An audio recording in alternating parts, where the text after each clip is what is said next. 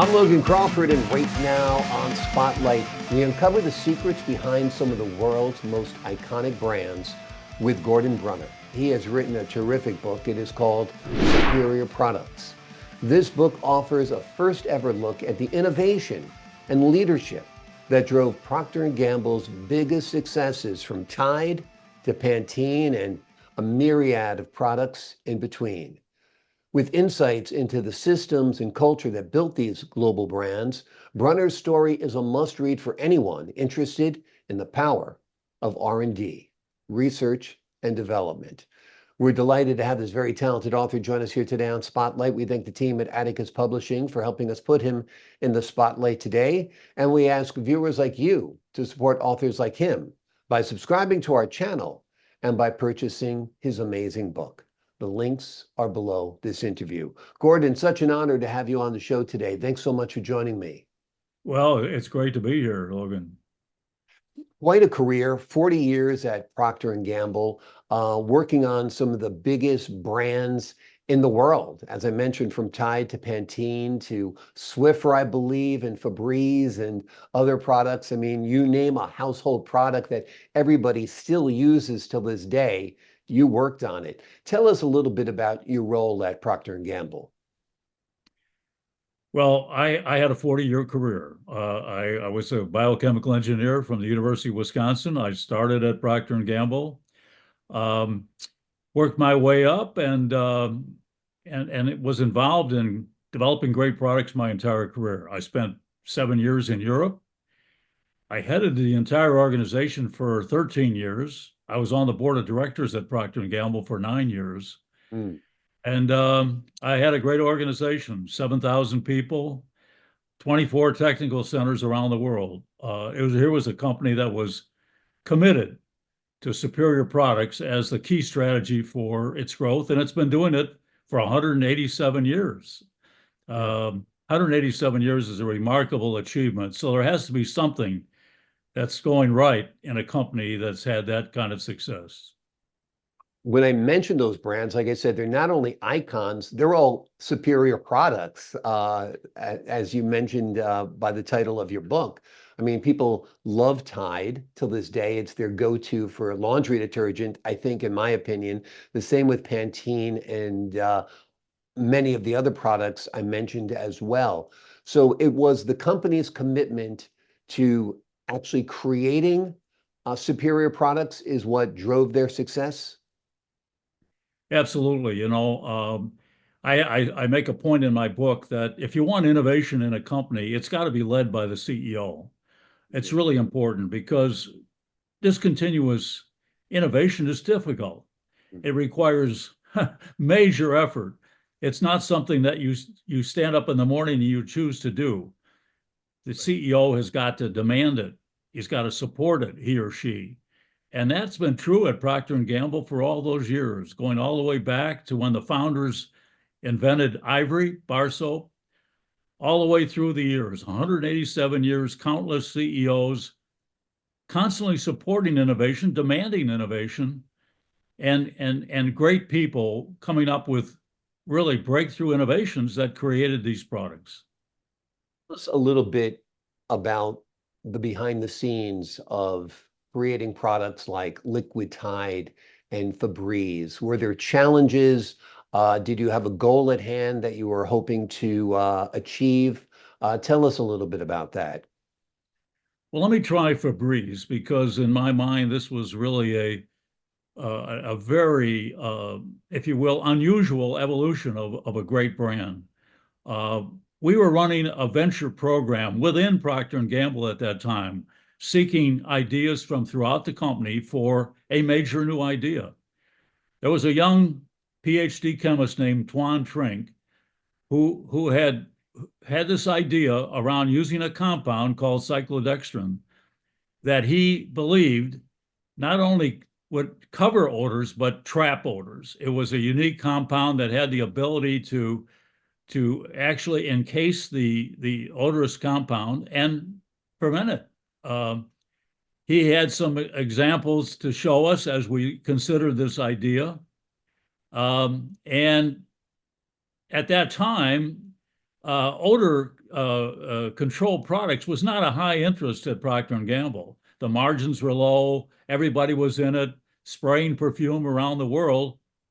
Not much interest in that kind of a business. Here was an idea that could basically change the game. And we gave it a shot.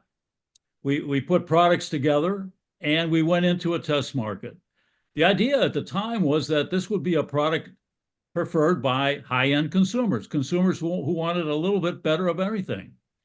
Well, the product rocketed off the shelves. But what we found, it was being consumed by people with entirely different needs. Low-income people who had drapes that weren't right, rugs that weren't right, furniture that had odors they disliked, and maybe husbands they didn't think were as odorous free as possible. Anyway, it exploded. And we made a great choice at that time by creating not just a brand, but an iconic image, Febreze. That icon could be used in a variety of different products, and it has, in detergents, in plastic bags, in softeners, in all kinds of products. It became almost a $5 billion global business. It worked in every country we tried. And it's been just a marvelous, marvelous achievement. And it all started with a vision of one researcher who stood behind his idea and a company that supported to try it. And, it has to be one of the great examples of consumer goods innovation that's ever happened.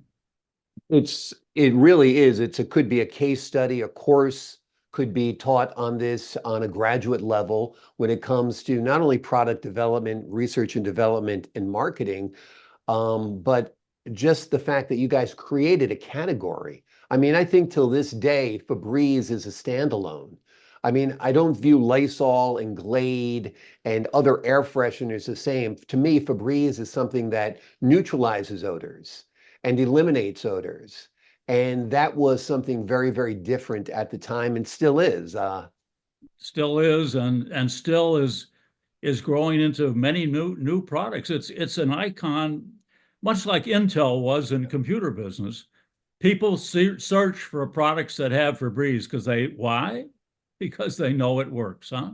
But yeah, you pick up the trash bags that say Febreze. You're right, and it's contagious, and it's a tremendous success story, for sure. It seems so much today there's an emphasis on digital innovation, where there are still products that need to be developed, real things, real tangible things that people need to use in the household.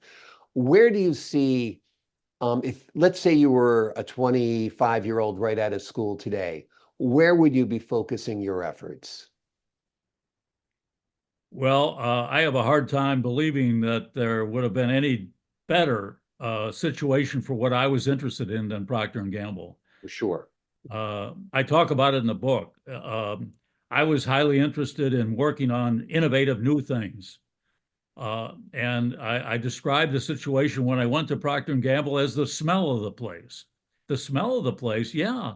Was it an odor? No, it wasn't an odor. It was a feeling. Great people, exciting work, great support, and a goal of truly superior products, a demand for superior products. That was an environment that I just felt was so much better than the other 30 interviews I had with different companies as I came out of school. Well, that idea, I think, still exists. And the products I see coming out of Procter & Gamble today, the energy that exists in the company are the same. And I think it all comes from the strategy of the company is we are going to be a company that focuses and needs superior products. And I don't think I don't think that strategy exists. And almost, I mean, people would give it lip service. You can talk about superior products, but doing it consistently for all those years and through today is just a remarkable situation. Again, another great case study from the top to the bottom. of the organization that there is energy, that there is vision, that there is a goal to achieve these superior products, as you say. So that's why I think your book works so well.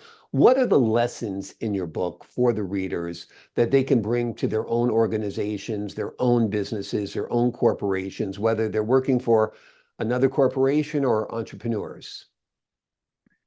Well, you know, there's so many lessons, but I would say I'd focus on one, which is you can't stop innovating once you've established a product. And we have a classic example at Procter & Gamble when we contrast two of our products. The very first product that the company invented was Ivory bar soap, created in 1879. It was a superior brand, premium priced. And in fact, it was so novel that, Hans Rosling, who was a Swedish physician and investigator, did an analysis of medical inventions around the world. He characterized ivory as maybe one of the greatest medical inventions of all time. Why? Because people bathed. Yeah. People bathed and eliminated so many diseases that existed at that time. Well, here was ivory. It maintained its position for 100 years. And then in the late 50s and early 60s, competitors came in with synthetic bars that were milder, contained moisturizing cream. And they created attractiveness with the consumer. They were milder than ivory. Well, ivory stood in there, never changed. Meanwhile, Tide was introduced in 1946, a breakthrough product, premium priced.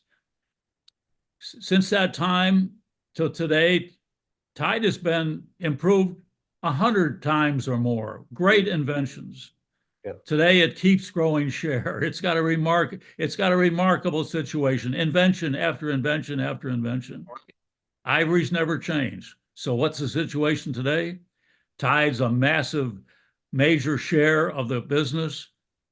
Ivory is almost out of business. Mm-hmm. So here you have a situation where two classic brands, one continued to innovate, one chose not to innovate. Why? In my view, it was a terrible mistake, but it was viewed as an iconic brand, one we can't change. Well, if you decide not to change, your brand is not going to stay viable. And that's the situation. So my learning to anyone is, if you have a product in the market, you better plan to continue innovating, because that's the only way to stay viable. And that is absolutely terrific advice, underpinned by the two great stories of two great brands, Ivory soap and Tide detergent. There are Tide pods, there's Tide to go. There's so many different Tide products now. And like you said, it's, in my mind, that's the gold standard Tide when you're going. You might look to save a little money here and there or something, but if you want your clothes clean, you're going to buy Tide. Yeah, Logan, just to mention it, this is my book cover. Oh. Interesting. Since I launched the book, I probably have seen exposure of that cover to hundreds of people. Not one has ever not recognized that cover as Tide. Not one. Absolutely. Absolutely. I don't know if this is up your alley, but let me ask you a little bit about advertising. Was that very important in getting the word out to these brands, getting the word of these brands out to the public? Well, no question. I mean, Procter Gamble has been a great advertiser. The strategy at Procter is pretty simple.